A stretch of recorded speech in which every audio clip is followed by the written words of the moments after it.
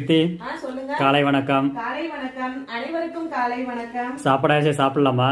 சாப்பாடுலாம் ஆயிடுச்சுங்க. எல்லாமே செஞ்சு வச்சுட்டு தான் சரி முறம் ஒழுக்கிறதுக்கு பேப்பர் வெந்தயம் எல்லாம் போட்டு அரைச்சு வச்சிருந்தேன்.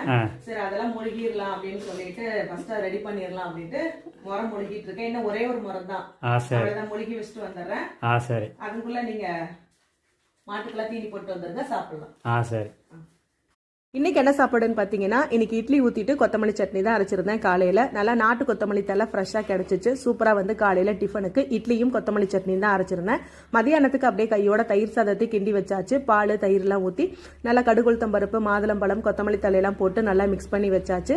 அப்படியே கொத்தமல்லி துவையிலும் தயிர் சாதத்துக்கு வந்து இட்லிக்கு காலையில் அரைச்ச கொத்தமல்லி துவையில தொட்டுக்கலாம் அப்படின்னு சொல்லிட்டு அதோட விட்டுட்டேன். அப்புறம் இன்னொரு சைடிஸும் பண்ணியிருந்தேன். தயிர் சாதத்துக்கு சொல்லவே தேவையில்லை, சேப்பக்கிழங்கு வறுவல் தான்.